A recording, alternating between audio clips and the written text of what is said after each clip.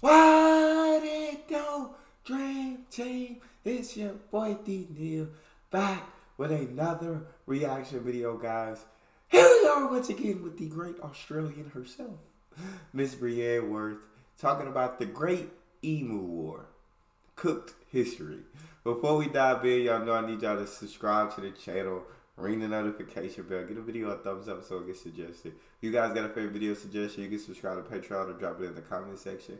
Oh my god, Brienne! Welcome to Australia, the land of stunning beaches, animals that only exist to make you regret being alive, and people who can't say no. No, no, no, no, no. No, you just love to remind. No, no. No, no, no, no, no.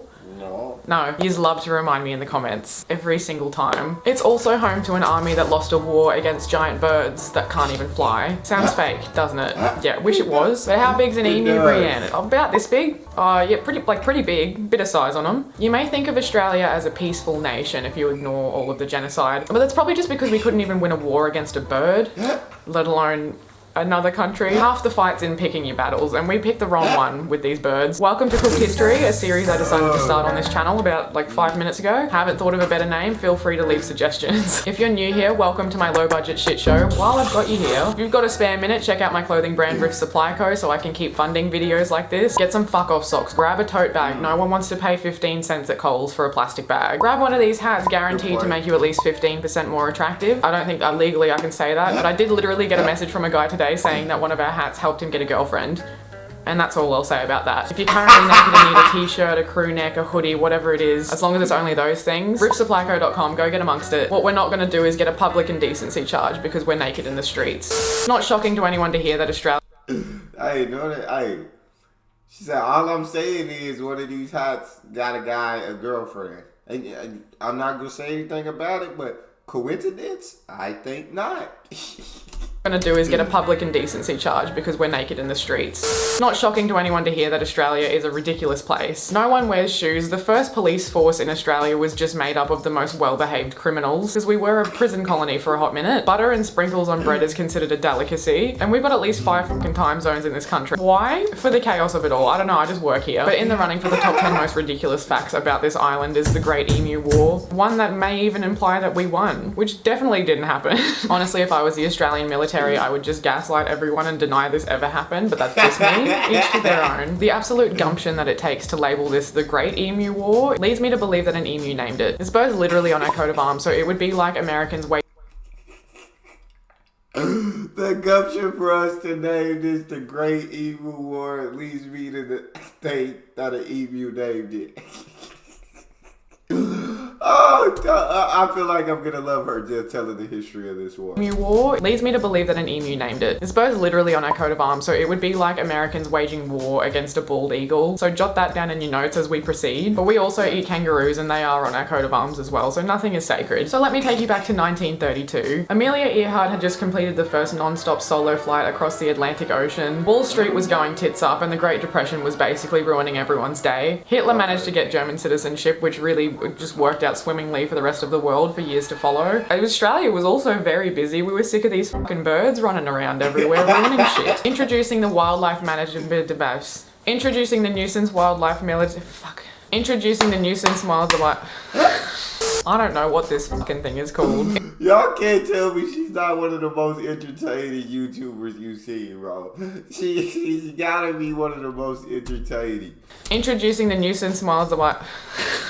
I don't know what this fucking thing is called. Introducing the Nuisance Wildlife Management Military Operation. Try saying that after 5 beers. I can't even say it sober. So Big Bird and his bogan cousins, who all can run about 50 k's an hour, about 5 kilometers an hour faster than Usain Bolt. We'll just say you're not going to win a game of Tiggy with an emu. So these big feathery heathens were on the trot 24/7, disrespecting their surroundings, breaking fences, destroying wheat crops around Western Australia. And then once those fences were broken, other animals like rabbits and dingoes could get in and wreck even more shit. I don't know what they were doing. They were having a bush doof, who knows. The Great Depression was hitting everyone pretty hard and the farmers had had a gut full of it, so they walked up to the Minister of Defence and said, "Can you get off your ass and do something about this, please?" I assume. So the Minister of Defence effectively picked a fight against, let me reiterate, birds that can't fly. If you were to ask me what a bird does, I would say fly. What do birds do? Generally, they fly. And what do these birds do? Not that. They just kicked our entire military's ass in a war about wheat, effectively. And as is to be expected when you pick a fight against giant wildlife in this country, nothing went to plan. As soon as the shooting started, the emus scattered off into fast-moving, hard-to-hit small groups. Bullets are fast. Apparently, emus are faster. And what's even more impressive is that even when the soldiers did manage to shoot an emu, the emus didn't know they were supposed to be injured by that because they didn't give a shit. They could withstand several bullets to their bodies and just didn't really seem to notice. Honestly, pretty badass. Every attack basically went down like this, including an ambush on 1,000 emus, which can we just picture that for a second? An unsuccessful ambush on 1,000 emus. Hilarious. And the reason that this particular ambush was a failure is because apparently the machine gun jammed, which is exactly what I would say if I lost a fight against something with 2 legs and no arms. This all lasted for about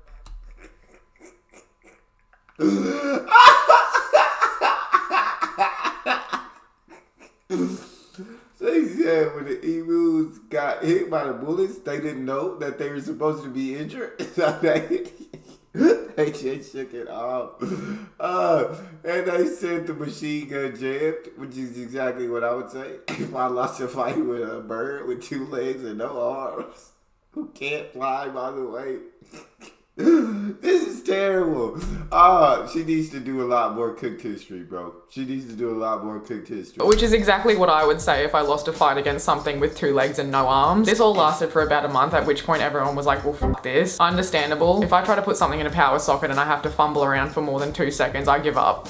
So I get that. The army used 10,000 rounds of ammunition, which worked out to be about 10 rounds per emu killed. The military even stated publicly that with every new strategy they used against the emus then adapted to the battle and were able to continue evading them with new strategies. Which honestly, I would have kept to myself if I was in the military, because that's kind of embarrassing. This is a direct quote from Meredith, who was in charge of this dumpster fire, in an interview with Australian media. The army also acknowledged that each pack seemed to have its leader. This is the emus they're talking about. A big black plumed bird which stands fully 6 feet high and keeps watch while his mates carry out their work of destruction and warns them of our approach. And that's a good mate right there, ride or die. Major GPW Meredith of the 7th Heavy Battery of the Royal Australian Artillery. You know what?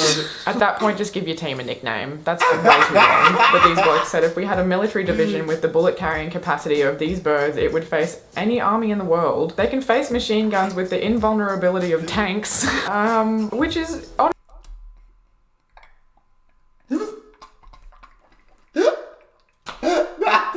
Not the invulnerability of tanks, bro. These emus are walking tanks out here, fam. Oh my gosh, this is the greatest statement ever read the greatest statement ever written by a general. It's gotta be. They can face machine guns with the invulnerability of tanks, which is, honestly, it's a little bit concerning. I'm a little bit scared. I think maybe we should send them like an edible arrangement, some flowers or something to the emus, get them back on our good side, because that's fucking terrifying. Probably good to note as well, this whole... While she's saying that, I'm thinking that, find out what the emus eat and poison it. Is what I'm thinking. Just drop some food, poison it in front of them, let them die like that. I don't know. I could be completely wrong about this, but that would have been one of my strategies. I don't know if that was one of the strategies. To the emus, get them back on our good side, because that's fucking terrifying. Probably good to note as well, this whole assault was carried out by like 3 guys with some guns. Couple of dudes with some rooty tooty point and shooties, basically. But it was much funnier thinking all the way up until this point that it was a whole army, wasn't it? Don't say Yes, it was. I really thought it was an entire army. Okay, 3 guys.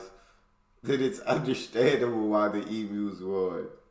But it was funnier thinking it was a whole army, because that was great. Basically. But it was much funnier thinking all the way up until this point that it was a whole army, wasn't it? Don't say I never do anything for you. But yeah, literally a handful of soldiers against God knows how many birds that can be shot multiple times and not die if you can shoot them at all. What ended up solving the problem was the government putting a bounty on emus, like some old Western movie. I assume they had the flyers out and everything, just this weird looking head on it. 400 schmeckles or whatever the fuck, I don't know. But lo and behold, the problem was eventually solved. The lesson in all of this Question mark? Never send the government to do what a bunch of farmers armed with common sense and experience can do better. Would honestly solve a lot of global issues if any of us learnt that lesson ever. True. Over time, the farmers collected a bounty on about 57,000 emus. If you're a bit of an environmentalist and you're upset by the culling of emus, understandable, you might be wondering, are we allowed to kill emus now? And the answer is, oh, like maybe? According to the Australian Wildlife Protection Council, the law on killing emus is very clear. Although their status has been changed to protected species, they can be culled if they enter private properties and with appropriate gun licenses. So if you're an emu, you're all sweet. For the most part, just don't go over to Daryl's house for a barbecue, unless you would like to be on the menu. I think that's how the law works. But what did the rest of the world think of this? They thought what we all thought when we first heard this. What the fuck is going on down there? Sort your shit out. But one ornithologist, which is apparently someone that studies birds, this ornithologist in 1932 said it more eloquently. The machine gunner's dreams of point-blank fire into a serried mass of emus was soon dissipated. The emu command had evidently ordered guerrilla tactics.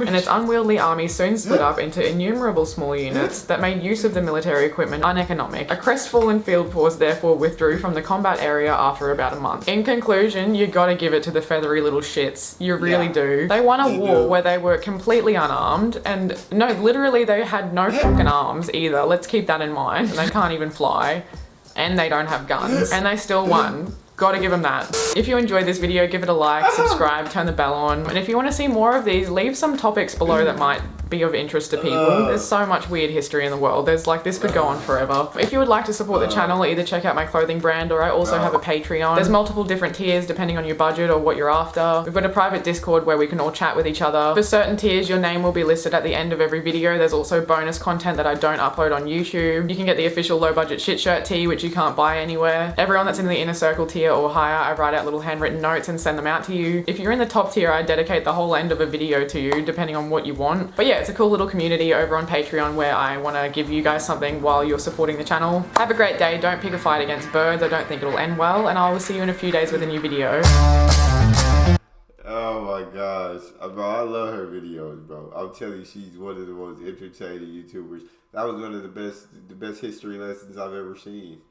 It was one of the most funny, one of the most entertaining history lessons. It would have been so much greater to keep thinking it was a whole army against emus, though. But 3 guys, very understandable. The farmer's like, hold my beer.